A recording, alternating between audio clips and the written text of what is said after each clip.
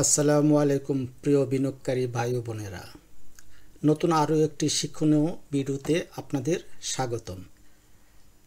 আজ আমি আপনাদের সাথে কিছু ইম্পর্টেন্ট ইন্ডিকেটর নিয়ে কথা বলবো, যা একজন ট্রেডারের জানা থাকাটা খুবই জরুরি।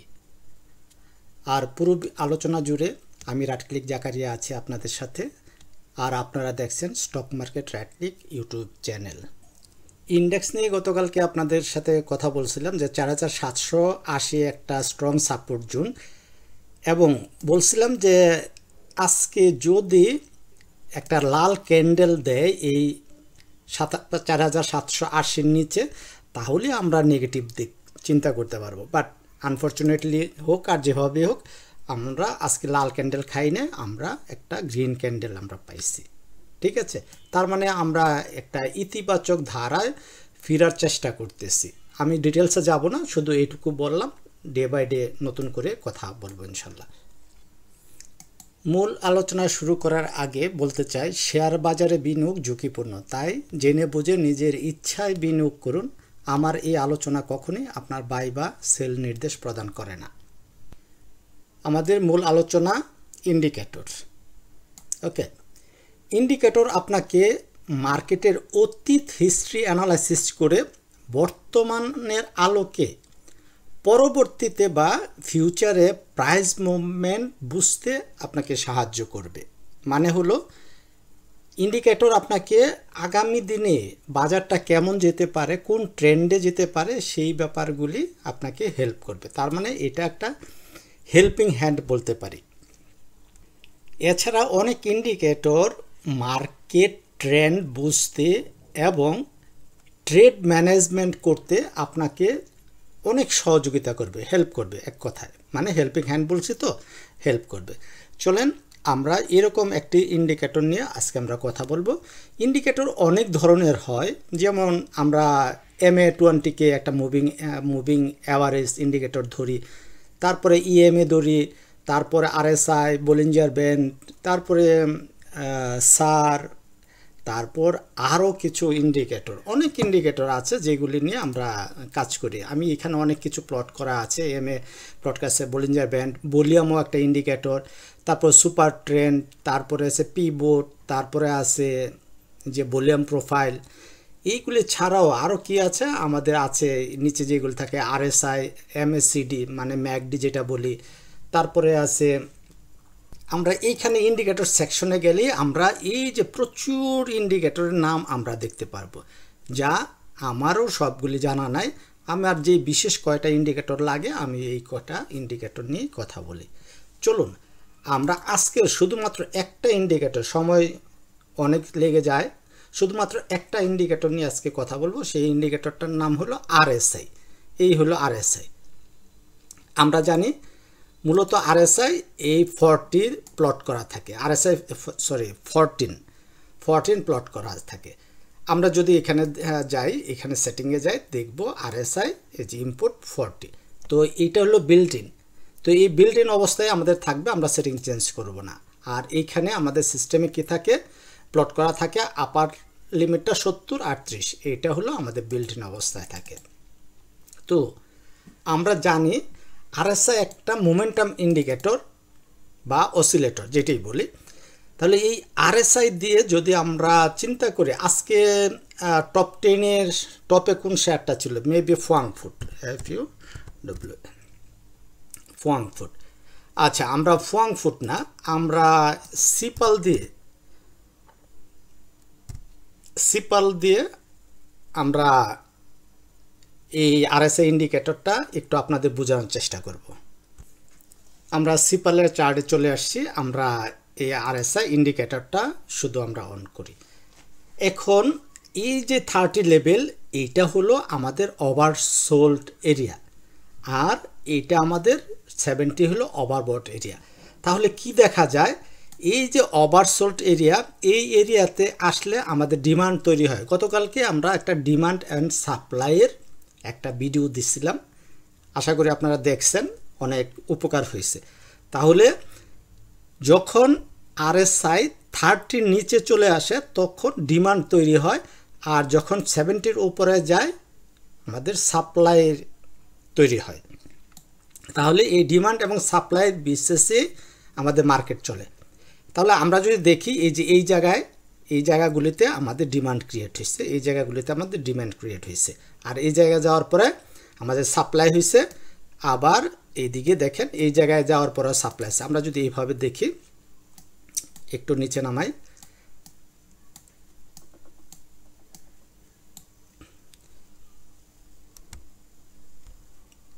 দেখেন এইখানে থেকে উপরের থেকে তারপরে কি করলো, নিচে পড়ে গেল। তার মানে এই যে একটা জোন, এই জোনটা হলো আমাদের সাপ্লাই জোন। ঠিক আছে, সাপ্লাই একটা জোন হয়, কোনো নির্দিষ্ট একটা জায়গা না, একটা সরলরেখা না। এই যে একটা, তার মানে এখানে আমাদের আরএসআই 70-এর উপরে চলে গেছে, আমাদের একটা জোন ক্রিয়েট হয়েছে, যেটা হলো আমাদের সাপ্লাই জোন। আবার যদি আমরা দেখি আমাদের 30-র নিচে, তাহলে আমরা দেখব কি সেটা আমাদের একটা ডিমান্ড জোন ক্রিয়েট করবে।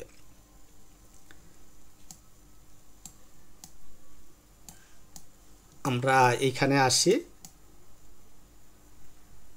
এই যে এই জোনটাতে আমরা চিন্তা যদি করি, আমাদের এইখান থেকে শুরু করে এইখান থেকে এইটুক পর্যন্ত, তার মানে এইখানে নামছে, নামার ডিমান্ড তৈরি হয়েছে, আবার উঠছে, আবার নামছে, এখানে ডিমান্ড তৈরি হয়েছে, এখানে ডিমান্ড তৈরি করেছে। তার মানে এই যে আমাদের অ্যাকচুয়াল ডিমান্ড জোনটা আমাদের সিপালের এইটা।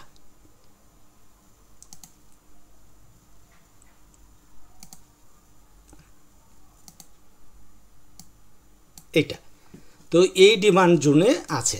তো অ্যাকচুয়ালি আসলে আমি এইভাবে বোঝাতে চাচ্ছি না, আরও একটা ব্যাপার আছে। এই যে 70 আর 30-র ভিতরে যে জায়গাটা, এটা হলো আমাদের সাইডওয়েজ। আমরা জানি মার্কেটে একটা ট্রেন্ড আছে, আপ ট্রেন্ড, একটা ডাউন ট্রেন্ড, একটা সাইডওয়েজ। তাহলে 30-র নিচে যতক্ষণ থাকবে আমরা শেয়ারকে ডাউন ট্রেন্ড বলবো। এই যে এখান থেকে ফল করছে, পড়তেছে, তার মানে ডাউন ট্রেন্ড। এই যে এখান থেকে নামছে, আমাদের আরএসআইও নামতেছে, এখান থেকে নামতেছে আরএসআই দেখেন, নিচে আরএসআই দেখেন। আমি এটা কেটে দিই, আমাদের এমএসির দরকার নেই। তাহলে এখান থেকে নামতেছে, আমাদের আরএসআই নামতেছে, এই যে একটা জোন, এই যে এটা আমাদের ডিমান্ড জোন। তার মানে এই ডিমান্ড জোনে থেকে সে আবার একটু উঠলো, উঠার পরে আবার ডিমান্ড জোনটা থেকে উঠছে, সে আপ ট্রেন্ডে যেতে পারে না। এইটা হলো আমাদের সাইডওয়েজ। এটার মাঝখানে যতক্ষণ থাকবে এটা সাইডওয়েজ। তাহলে সে সাইডওয়েজে থেকে সে আপ ট্রেন্ড কন্টিনিউ করতে পারে না, আবার সে নেমে এসে এই যে এইখানে চলে আসছে। তার মানে এইখানে আবার সে ডিমান্ড জোন তৈরি করছে, এইটা হলো আবার ডিমান্ড জোন তৈরি করছে। তারপরে সে উঠে গেছে, এটা একটা সাইডওয়েজ। আমরা যদি ডিমান্ড জোনটা একটু কমাইতে পারি, এই যে উঠতেছে, এই সে আপ ট্রেন্ডে যাওয়ার জন্য এইখান থেকে এই যে এটা থেকে সে আপ ট্রেন্ডে যাওয়ার জন্য রেডি হয়েছে। ঠিক আছে, তার মানে এই জিনিসটা কিন্তু আমি আপনাদেরকে একটু স্পেশালভাবে, আমি যেভাবে ট্রেড করতে পছন্দ করি, এই যে এইখান থেকে সে উঠে এই ক্যান্ডেলটা দিয়ে সে একটা আপ ট্রেন্ডে সে যাওয়ার চেষ্টা করতেছে এবং আপ ট্রেন্ডে গেছে। এইখান থেকে যদি আমরা চিন্তা করি, আমাদের প্রফিট মার্জিনটা অনেকটাই, দেখেন 40%, প্রায় 45% বা 60%, 45%-এর নিয়ার অ্যাবাউট আমাদের এটা হলো 45%। তার মানে এইখান থেকে যদি আমরা আরএসআইয়ের উপর বেস করে আমরা এন্ট্রি নিতাম, তাহলে কি করতে পারতাম, আমরা একটা প্রফিট করতে পারতাম। এখান থেকে উঠছে, যে এইখান থেকে যদি আমরা নেই, এই 30-কে পার করে উঠছে, তাহলে আমরা এইটুক পর্যন্ত আমরা পাইতাম। যাক, মূল কথা এটা না, আমরা আরএসআইটাকে প্লট করব কিভাবে। এখানে অনেক কিছুই দেখা গেল যে আপনি ভালোভাবে বুঝতে পারেন নাই, কারণ এই যে 70 আর 30 এটা বিল্ট ইন করা। আমি এটাকে একটু কাস্টমাইজ করব। কাস্টমাইজ কি করব, এই 70-কে আমি 60 করে দেব, আপনারা জানেন যারা আমার ভিডিওগুলো দেখছেন, আর এটাকে করে দেব 40। এই যে এইটুক করে দেওয়ার পরে আপনি দেখেন আমার যে কথাগুলির সাথে পুরোপুরি আপনার মিলে যাবে। এই যে আমি একটা জোন বলছি, এই জোনটা একটা অ্যাকুমুলেশন জোন। তার মানে এই জোনটাতে দেখেন, এই জোনটাতে সে কতক্ষণ ছিল, 40-এর নিচে। যতক্ষণ 40-এর নিচে থাকবে ততক্ষণ আমরা শেয়ারকে বলবো ডাউন ট্রেন্ডে আছে। যখন 40 থেকে 60 পর্যন্ত যাবে তখন অ্যাকুমুলেশন মানে সাইডওয়েজ দেখবেন। এই সাইডওয়েজ ট্রেন্ডে আমরা যদি এখানে আসি, এই জায়গাটা দেখেন, এই যে সাইডওয়েজ, এই জায়গা থেকে এই জায়গা পর্যন্ত, এই জায়গা পর্যন্ত আমাদের সাইডওয়েজ, এইখান থেকে শুরু করে এইটুক পর্যন্ত সাইডওয়েজ। সাইডওয়েজ থাকার পরে কি করলো, এই যে এখান থেকে সে 60 পার করলো। 60 যখন পার করলো তখনই একটা আপ র্যালি দিল। এই 60 পার করলো, আমরা যদি এই যে 60 পয়েন্ট আমরা একটা হরিজন্টাল একটা লাইন ড্র করি, এই হলো হরিজন্টাল লাইন। এই লাইন দিয়ে এইটার থেকে আমরা দেখলাম এইটাকে 60 পার করছে। হ্যাঁ, এইখানে আরেকবার পার করছে, পার করে সে ট্রেন্ডটা ধরে রাখতে পারে না, আবার সে একটু কারেকশনে আসছে, কারেকশন এসে এইখানে ফাইনালি সে ব্রেকআউট দিছে। দেখা গেল আমরা যদি এইটাতে আমরা ট্রেড নিতাম তাহলে শেয়ারটা দেখেন এই যে উঠলো, উঠে আবার সে আরএসআই কারেকশন করলো, কারেকশন করে এই 60তে সাপোর্ট নিয়ে আবার সে কি করলো, আরএসআই 93 পর্যন্ত। এই যে এখানে আরএসআই মান এখানে আপনারা দেখতে পাবেন, এখানে আমি কাটশট ধরছি, ওখানে 93.0 এখানে উঠলো। তারপর আবার আরএসআই কারেকশন হলো। তার মানে আমি আপনাদের বোঝাতে চাচ্ছি সাইডের উপরে যতক্ষণ থাকবে ততক্ষণ শেয়ার আপ ট্রেন্ডে আছে। তাহলে এই যে এইখানে আসার পরে আবার সে আরএসআই কারেকশন হলো, আবার সে আপ ট্রেন্ড কন্টিনিউ করলো, আবার সে এইখানে ঢুকলো, বাট সে একটা এই সাইডওয়েজ রেঞ্জে ঢুকে গেল। তাহলে আমার সাইডওয়েজ রেঞ্জটা কোথায়? আবার কি হলো, আমাদের সাইডওয়েজ রেঞ্জটা আমরা এইখান থেকে ধরতে পারি না, এইখান থেকে কেন, এই যে এইখান থেকে আমরা ধরবো, এইখান থেকে শুরু করে আমাদের সাইডওয়েজ রেঞ্জটা এইটুক পর্যন্ত। দেখেন এই যে সাইডের নিচে এই জায়গাটুক পর্যন্ত আছে, আমাদের এইখানে শেয়ারটা একটা সাইডওয়েজ মুভমেন্টে আছে। ঠিক আছে, শেয়ারটা কি করলো, এখান থেকে আর উঠে না। এইটা যেই যে এই ক্যান্ডেলে আমাদের 60 পার করে দিল, এই ক্যান্ডেলটা পরবর্তী ক্যান্ডেলটা আমাদের পরবর্তী ক্যান্ডেলটা, হ্যাঁ, এই যে ক্যান্ডেলটা আমাদের 60 পার করে চলে গেল, আবার সে আপ ট্রেন্ড দিল, এই আপ ট্রেন্ড দিল। তারপরে কি করলো, শেয়ারটা আবার এইখান থেকে নিচে চলে আসলো, নিচে চলে আসলো, এবং এই যে একটা সাইডওয়েজ মুভমেন্ট, এই যে এখান থেকে আবার যদি আমরা এইটুক আমরা প্লট করি, ধরেন এখান থেকে, হ্যাঁ, এইখান থেকে আমাদের এইটুক পর্যন্ত,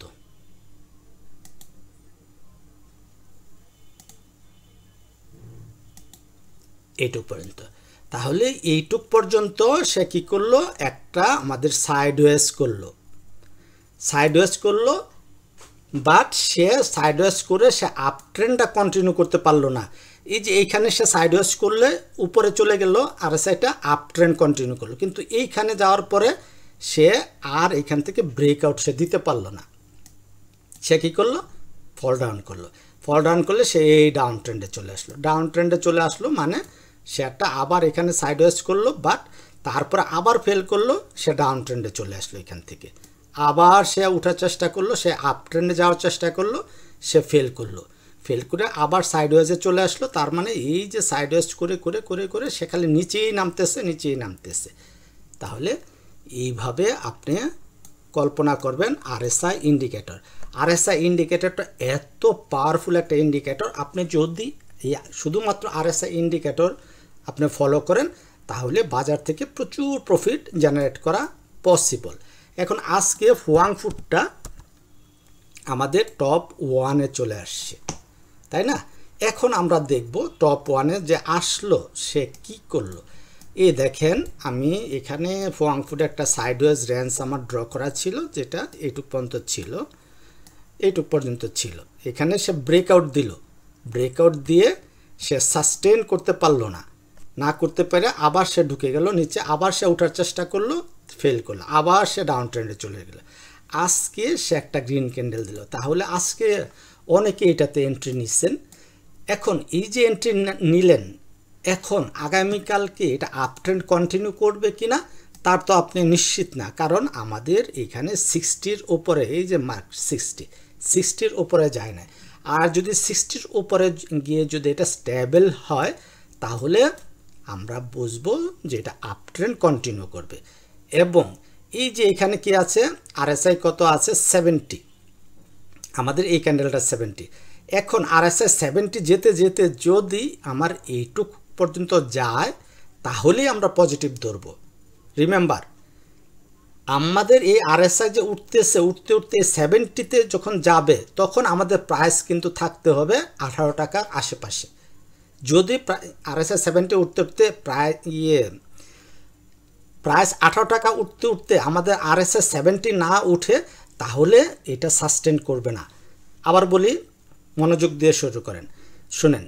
দেখা গেল আমাদের প্রাইস 18 টাকায় গেল, বাট আরএসআই আমাদের 70-এ গেল না, আরএসআই আমাদের 60-এই পড়ে রইল বা 65 গেল, তাহলে আমাদের এটা সাস্টেন করবে না, আবার পড়ে যাবে। এবং আপনাদের আমরা আগে কিছু ভিডিওতে বলছি যে আরএসআই 60-এর উপরে গেলে বা 70 আমরা ওভারবট যেহেতু বলি, ওইখানে সবাই আমরা সেল করি। আর আমি আপনাদেরকে শিখাইছি আরএসআই 70-এর উপরে গেলেই সেল দিতে হবে এরকম কোনো কথা না। আমরা ধরে থাকব এবং আমরা সুযোগের অপেক্ষা করব। মানে আমাদের ইন্ডিকেটর প্রাইস সেকশনে ক্যান্ডেল প্যাটার্ন আমাদের কি বলে সেই ব্যাপারগুলি আমরা দেখব। ক্যান্ডেলে যদি বলে যে হ্যাঁ সেল, তখন আমরা সেল দেব। দেখেন এখানে আমাদের আরএসআই এই লেভেলে 70, কোন লেভেলে আরএসআই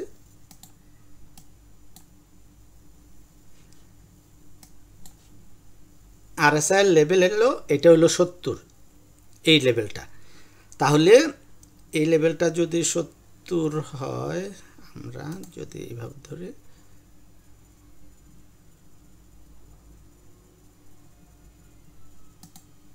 হ্যাঁ এই লেভেলটা 70, তাহলে এই লেভেলটা পার করে শেয়ারটা ধাম উঠে গেল।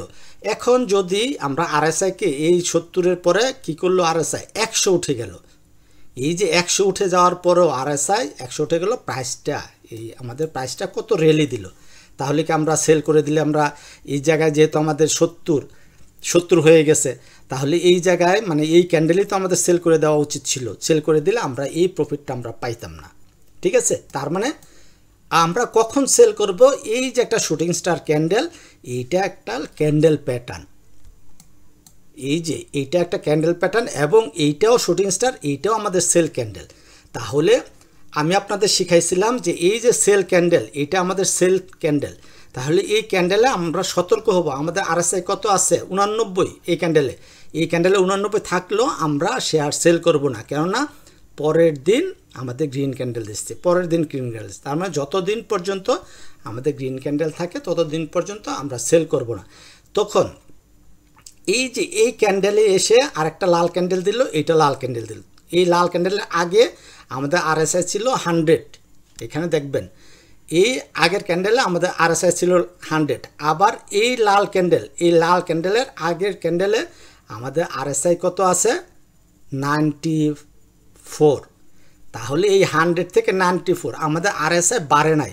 আমি বলছিলাম একটু আগে আপনাদের বলছি, যখন প্রাইস এটা সমান হবে তখন আমাদের আরএসআই ওই সমান থাকতে হবে বা উপরে থাকতে হবে। তাহলে এই যে 100 আর এইটা প্রাইস বাড়ছে কিন্তু আমাদের আরএসআই কমছে, তার মানে এই ক্যান্ডেলে আমাদের সেল। আমরা সর্বোচ্চ আমরা রিস্ক মেনে আমরা চলতে পারবো, আমরা এই ক্যান্ডেল পর্যন্ত আমরা থাকবো,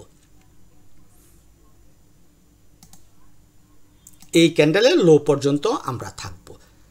যখন এই ক্যান্ডেলের লো ব্রেক করবে, মানে এই ক্যান্ডেল আমাদের ব্রেক করে না, এই যে এই ক্যান্ডেলে আমাদের লো ব্রেক করছে, এই ক্যান্ডেলে যখন লো ব্রেক করছে তার মানে এই ক্যান্ডেলে আমাদের সেল ছিল। তো এইভাবে যদি আপনারা আরএসআইটা বুঝেন, জানেন, তাহলে আপনারা বাজার থেকে প্রফিট করতে পারবেন ইনশাল্লাহ। আশা করি ভিডিওটা আপনাদের ভালো লাগছে। এরকম ইন্ডিকেটরের ভিডিও যদি আপনারা চান যে বিভিন্ন ইন্ডিকেটর সম্পর্কে আপনাদের জানাবো, তাহলে আপনারা আমাকে কমেন্ট করে জানাবেন। পাশাপাশি আমরা একটু MA20টাকে প্লট করে আপনাদের দেখাই। আমরা MA20ও একটা ইন্ডিকেটর, তাহলে MA20 অনুযায়ী আজকে এই শেয়ারটা আমাদেরকে কি দিচ্ছে, বাই সিগন্যাল দিচ্ছে। তার মানে আমরা যদি 13 টাকা 50 পয়সায় আমরা বা 60 পয়সা আমরা কিনতাম, তাহলে দিন শেষে আমরা প্রফিটে থাকতাম এবং আমরা ম্যাচিউর দিনে আমরা প্রফিট পাবো। আজকে কিন্তু যারা এই হোল্টের দরে কিনছে তারা ম্যাচিউর দিনে প্রফিট পাবে তার কোনো নিশ্চয়তা নাই। আজকে বাজার পজিটিভ ছিল, কালকে বাজার যদি নেগেটিভ হয়ে যায় তাহলে তৃতীয় দিনে সম্ভাবনা কম থাকবে।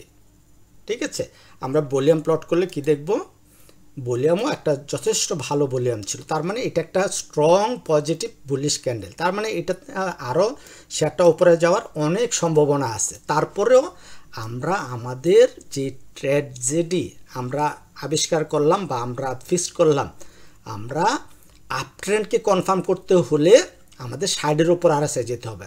এখন আগামীকালকে যদি RSI সাইডের উপরে যায় তাহলে আমরা বুঝবো যে ফুয়াং ফুড শেয়ারটা একটা আপ ট্রেন্ড কনফার্ম, মোটামুটি আপ ট্রেন্ড কনফার্ম করছে।